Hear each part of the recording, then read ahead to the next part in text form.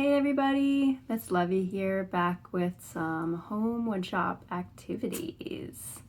So these are activities that you can do at home yourself or more likely with your child that will keep your maker wheels turning.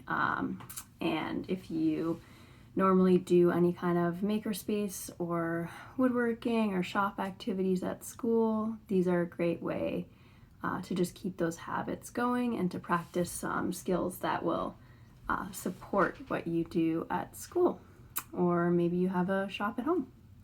So today we're going to talk about bevel gauges, and we're also going to talk about bisecting angles. So you might be wondering what either of those things have to do with woodworking. So a bevel gauge is a tool that carpenters and woodworkers frequently use. I actually just used mine yesterday when I was building a workbench. It looks like this. They can have nice wood frames or bases too, but they pretty much always have this metal slider. And it's really good at measuring. You can even tuck it away so that the point of it doesn't get anything poked, doesn't poke anything. So the point of this, you might have some guesses just looking at it, right? But the point of this is to measure angles. So say that I was a carpenter working on a job site and I knew I needed to build, say, like a replacement door for this cabinet. And I needed to, for this project, if that was a real project, which I probably should because you can tell it's not very square, not very straight. But say I needed to get like this angle because I wanted to rebuild this, right? I would take my bevel gauge and slide that forward so it doesn't block us. And I press the black and the silver right up against both of those sides of the angle there. And then I could take that and I could transfer that to wherever I needed to so that I could rebuild that. So this almost looks like 90 degrees to me, but it looks a little bit tilted down. But angles could be anything closer to like a 45, or they could be a really wide angle, right? Like more than a 90 degree angle, like 110, 120. It's probably more than 120 because this is 180 degrees. And this, an L shape, is 90 degrees. And last week we talked about how to make a square, just like a carpenter square, or the metal ones are called machinist or engineer squares. But we talked about how to make a 90-degree square for measuring whether or not things have 90-degree angles, because 90 degrees is angle measurement that's used so frequently in any kind of building. But things aren't always 90 degrees or 180 degrees. 180 is flat, right? And when they're not, we really need to be able to take those measurements. So I'm going to show you how you can build your own. It's less of a gauge because the gauge slides, right? So it can move to any one of those angles, but how you can make your own kind of bevel reader maybe.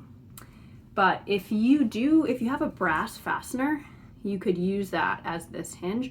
Or if you're really awesome at working with cardboard or want an extra challenge, you could make a fastener out of cardboard. Or if you've got any old screws or nails, you could try to figure out how you could make a hinge, right? Or something that goes all the way through all your layers that can get looser or tighter, right? Because this, when I twist one way, it gets looser.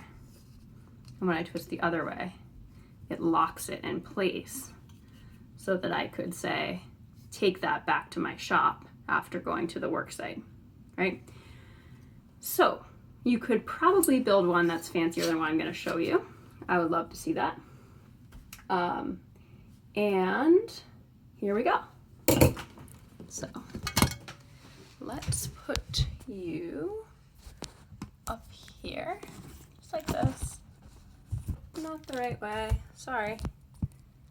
need to get a headband or something that I can wear so you could see all my work. All right, so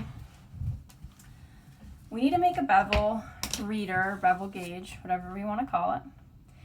And we need it to show different angles. So I made 2. You could make as many as you want. This one is a lower angle. This one is a higher angle, closer to 45.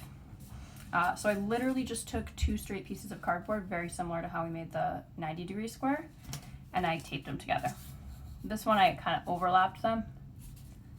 And you want to make sure that in this point here, the tape isn't interfering. So here's one that I made where I was kind of acting like I was maybe a younger kid to see if it would still work. And you can use glue here or any other kind of fasteners, like I said. But here you can see that there's like a bunch of tape in there, and that is not good. We're gonna work with it anyway.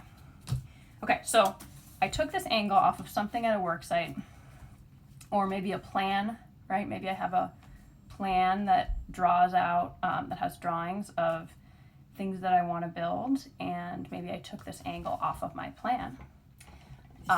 So we have our angle. We used our bevel gauge to get it. Or you could even do this with cardboard. The cardboard has to have straight edges, but you could bring cardboard to a work site, or you could even hold it up to a real object, take the bevel off of that, right? Or take the angle off of that, copy it onto paper to do your sketch, or copy it right onto your wood, and then you could replicate or make another one of that very same angle.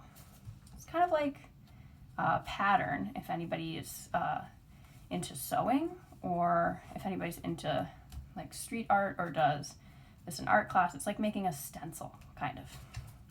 So we have our gauge, and you can see in the middle here, I had a little trouble getting to the corner, and the corner is really important. So if you made a really nice bevel gauge, I just pushed my pencil in there so I could get to it. If you made a really nice bevel gauge, you could do the inside angle on the bevel gauge, or you could use the outside angle. We're just gonna go with the inside angle for now. And then I am just gonna exaggerate those lines even more so that I know exactly where they cross, because that center point was a little unclear. Okay, and then you're gonna take 2 pencils. These are almost exactly the same height. That's really important. And you're gonna cross your pencils over each other. Doesn't matter how far or how close they are. You're just gonna cross them, and you're gonna try to keep them at the same spot. And then you're basically just gonna lash them together. And I'm pulling pretty tight. So I'm just wrapping in a figure 8 pattern, and then I'm just gonna I unwrapped a little bit, I'm gonna do one big regular wrap. Okay, these are our improvised dividers. And then I'm gonna take a piece of tape, and you don't have to do the tape. I think it helps a little bit though. And I'm just gonna tape this so it's nice and tight. And I could even go in between here, just to really make sure that they're secure. And then I can do a little test just to see, like, okay, they wiggle a little bit, but they're not wiggling that much. And I want to make sure both tips of the pencils will touch at the same time, the paper. Same thing with the bevel gauge. You don't want it to wiggle too much. This one wiggles a little bit. This one wiggles a little bit. It's okay, but you don't want it to wiggle all that much. You can even take these apart and rebuild out of them eventually. Okay, so we need to make something out of wood that has this angle. Obviously, we could just cut it. So we have a sheet of wood. We could just cut something that looks like this. Hello. Hi, Siri. Hello. Or, right, that would be wasting a lot of wood. Or, right, we could cut this in half, and then we could use 2 pieces like this, right? So instead of wasting all of this wood, we're going to use 2 strips and we're going to attach them at just the right angle. So we need to figure out what half of this angle is, right? And without even doing any math, we can do that. So we have our center point, A, and I'll just write out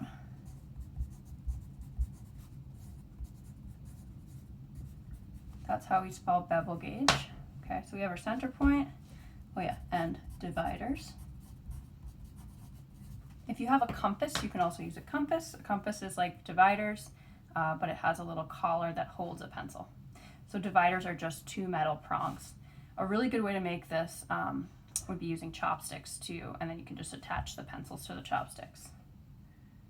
Okay, so I'm gonna put one of my pencils. You want your pencils to be sharp. So I'm gonna put my sharpest pencil, use it as kind of a point to poke into point A. And then this distance, I just randomly chose, okay? So I'm gonna do a little cross on my right-hand line here. I'm just gonna swing around and do a cross over here, okay?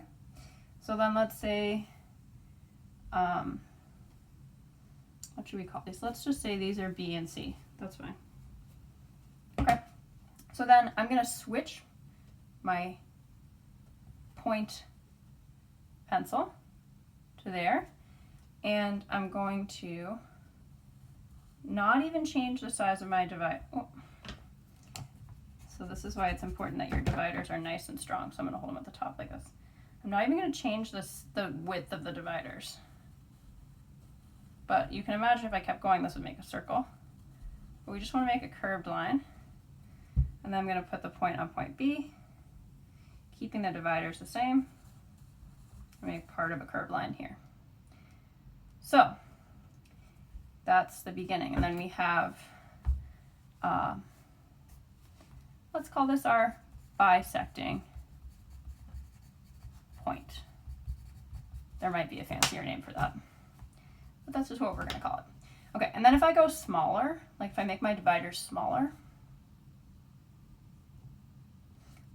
so yeah, and I'm not even gonna go, yeah, I'm gonna start here and do the same thing. At first I wasn't gonna do that, but then I remembered I have to. So theoretically, these 2 distances are exactly the same if my dividers are accurate. And then I'm gonna go from this point to the center, this point. Okay, so I can keep doing this with different widths of my dividers and making a bunch of these curvy X's. And the more I do it, the more I will know how accurate I was in my line. Okay, so I'm just gonna take something straight. I'm using the edge of my other bevel gauge here.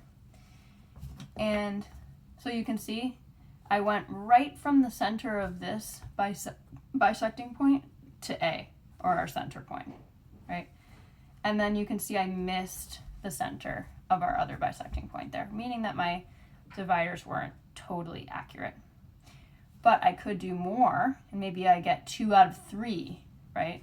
You can play a little game with yourself. How many of your bisecting points are along the line of your cut? That would be where you would cut, right? Or the line of your miter. That would be where you would miter or bevel 2 things together. So if you're wondering what this word miter is, miter versus bevel is a really important idea in woodworking. So if you have a piece of wood and you cut it like this, right? If we're looking at the top of the wood, that's a miter. So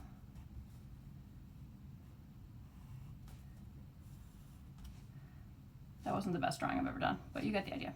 If we are looking at the side of the wood, like that, so that's the,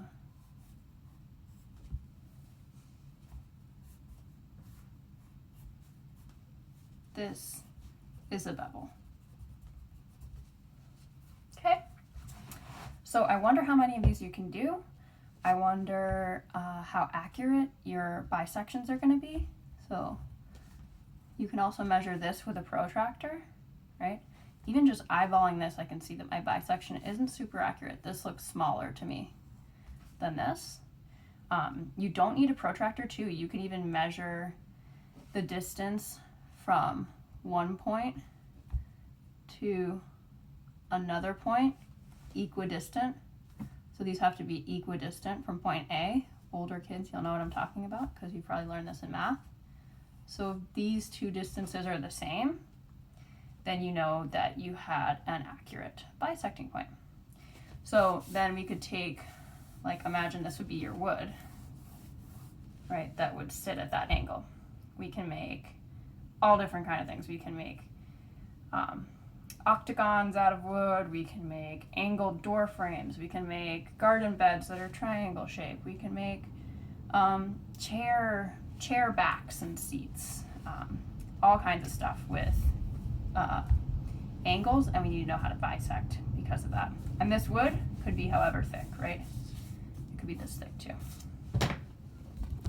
Awesome. So I hope you enjoyed and learned a trick or two.